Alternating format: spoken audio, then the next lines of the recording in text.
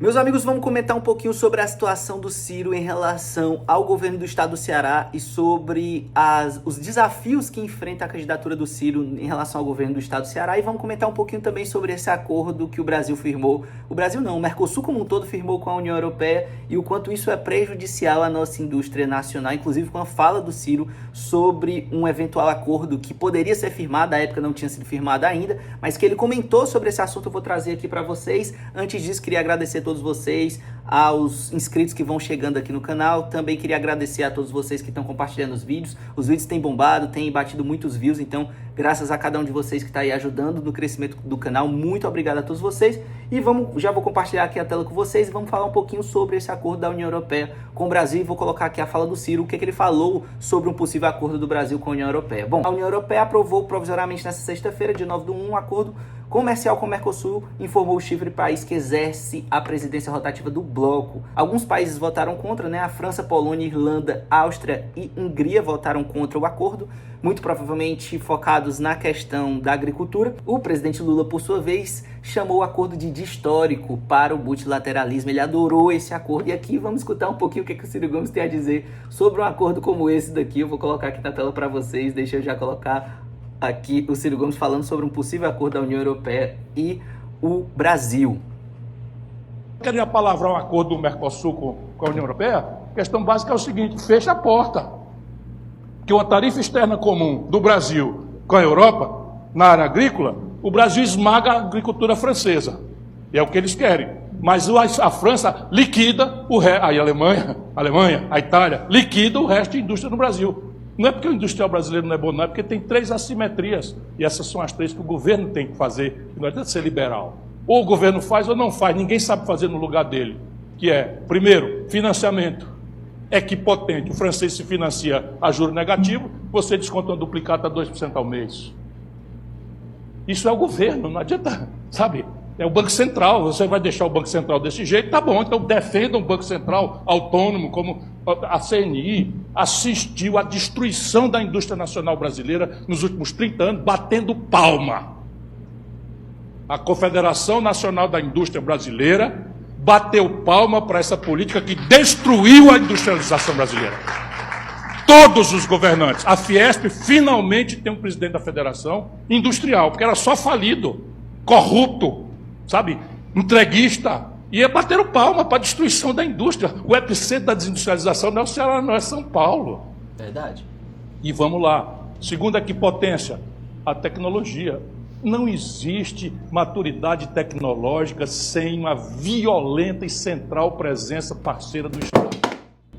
O DARPA americano, que ninguém nem ouve falar, DARPA é o seguinte, é um departamento que os americanos criaram de desenvolvimento de estruturas bélicas, armas, etc, etc. Por ali eles inventaram com dinheiro público a internet, por ali eles inventaram com dinheiro público o celular, por ali eles estão inventando os novos materiais, os semicondutores, tudo.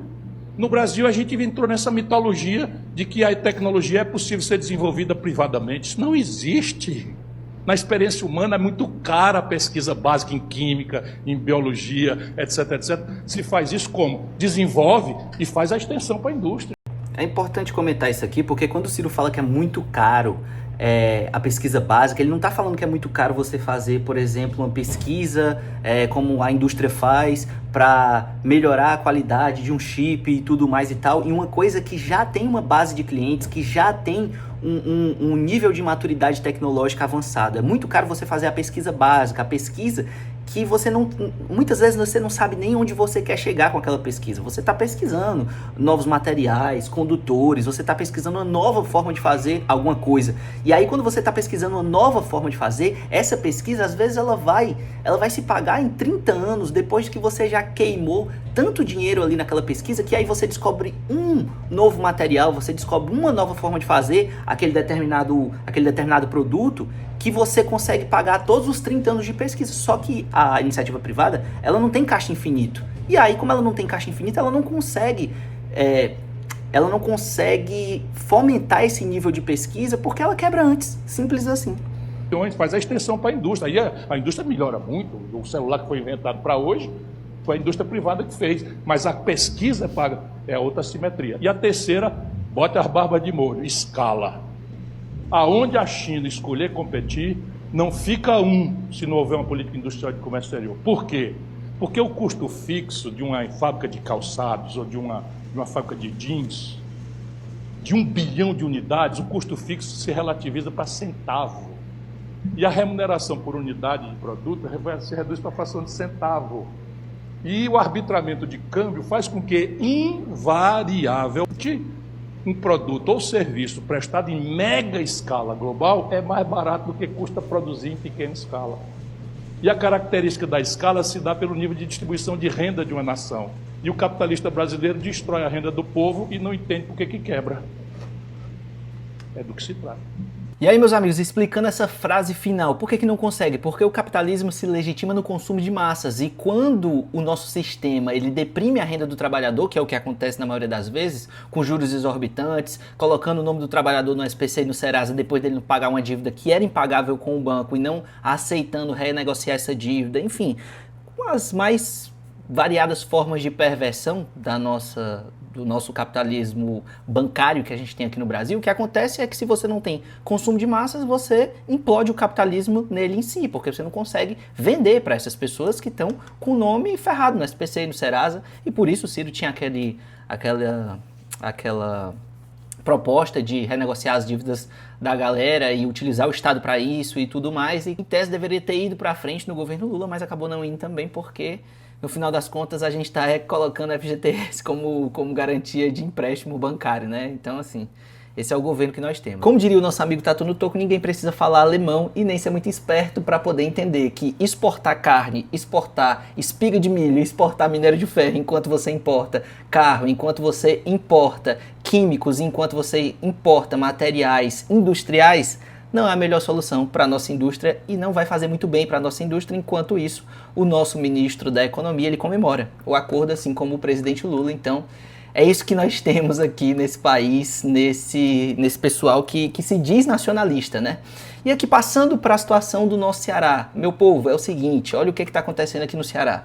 Basicamente, as facções criminosas do Pirambu, o CV e o TPC, eles realizaram jogos de futebol na Areninha do Pirambu, que é um bairro aqui de Fortaleza, para celebrar o pacto de paz entre as duas facções criminosas. Coisa linda, assim, não é a polícia, não é o Estado, não é a imposição do Estado que determina se há paz ou não. Quem determina se há paz ou não são as facções criminosas. Essa é a situação, esse é o Estado que a gente tem aqui no Ceará hoje em dia. Inclusive, as facções criminosas, quando elas determinam se há paz ou não, as pessoas confiam muito mais do que o próprio Estado, né? Como vocês podem ver aqui, tem até, é tão bizarro, que se você voltar aqui à imagem, tem até uma viatura aqui da polícia fazendo o monitoramento do evento do CV e do TPC. Sobre a paz no Pirambu. E as pessoas aparentemente confiam bastante, né, aqui no pessoal do CV e do TPC, porque foi todo mundo, né, e aqui teve o Donizete trazendo e teve o povo também, ó. Em aglomeração, equipes da Polícia Militar foram deslocadas ao local. Confira mais detalhes da matéria. Facções criminosas rivais se unem para selar a paz em um jogo de futebol no Pirambu, e a polícia apareceu para fazer a escolta aí daquilo que foi a celebração de paz entre as duas facções. Esse é o estado aqui do Ceará, e por isso eu falo para vocês de uma grande oportunidade que eu vejo do Ciro derrotar, né, o governo do Eumano de Freitas. Bom, em relação às atualizações do Ciro e a dificuldade que ele tem em relação à campanha, a grande dificuldade que o Ciro tem hoje é a questão do apoio e a questão das prefeituras, né? O governo do estado ele é muito grande, ele carrega muitos poderes, e a gente sabe que não basta para você vencer um governo você ter uma maioria na capital, não basta você ter movimentações políticas de mudança somente na capital, você precisa ter uma interiorização muito forte da sua campanha. E isso é uma questão que prejudica muito a campanha do Ciro hoje, porque o Ciro hoje, basicamente, o PSDB, como o Donizete Arruda está dizendo aqui, ele não tem nem de fato 30 diretórios organizados, e tem 2 prefeitos somente. E desses 2 prefeitos, um deles, ele é um prefeito do PSDB, mas que faz muito ali acenos ao governo do estado. Então ele vota com os deputados ligados ao Eumano, e inclusive não para de elogiar o mandato do governador, ou seja, de Tucano, prefeito Osíris, não tem nada, né? Nem o bico. Então é muito provável que dessas duas prefeituras que o PSDB tem hoje, uma delas já nem seja muito do PSDB assim, né? Para um apoio a uma candidatura do Ciro. Apesar disso, o Ciro se mantém fazendo articulações políticas para conseguir articular a sua campanha. Ele tem feito reuniões com os prefeitos do interior, tem escutado lideranças no interior também e tem tentado interiorizar a campanha. Já houve eleições assim, eu acho que eleições onde a oposição ganhou, mesmo não tendo uma máquina política muito forte no interior, e uma delas, inclusive, a última delas, foi ganha pelo irmão do Ciro, né, o Cid Gomes, que ganhou do Lúcio Alcântara, se eu não estou enganado, foi 2000 e... Ixi, eu não vou puxar agora de memória exatamente, mas, enfim, foi a primeira eleição do Cid, que vinha em oposição ao Lúcio Alcântara, que tinha vários, inclusive foi citado até pelo Ivo, né? Tinha, assim, basicamente um apoio massivo das prefeituras e um apoio massivo dos prefeitos de interior, e ainda assim conseguiu o Lúcio Alcântara perder a eleição pro Cid Gomes. E eu acredito que muito naquele momento, por um alinhamento e uma questão de mudança que a gente tinha esse espírito aqui no Ceará, e eu acho que esse espírito está voltando, eu acho que esse espírito tende a estar na candidatura do Ciro Gomes, e por isso, apesar dessas dificuldades, apesar de não ter nem 30 diretórios, de ter somente 2 prefeitos aqui no estado do PSDB, e que há obviamente uma dificuldade muito grande você vencer a máquina do estado, a máquina não só do Elmano, mas a máquina da prefeitura também, que hoje está com o Evandro Leitão, e a máquina da União, né, que está com o Lula. Há uma esperança muito grande que, ainda assim, o Ciro consiga bater isso, e é isso que as pesquisas vêm mostrando. Não é à toa que, apesar de eu ter trazido aquela notícia de que o PT ele tinha batido questão sobre a possibilidade do Camilo voltar, e dizendo que não havia essa possibilidade, muito se fala, e já saiu inclusive no Antagonista, em outros locais, que não se descartou totalmente a possibilidade do Camilo Santana voltar para se candidatar a governador aqui no estado do Ceará.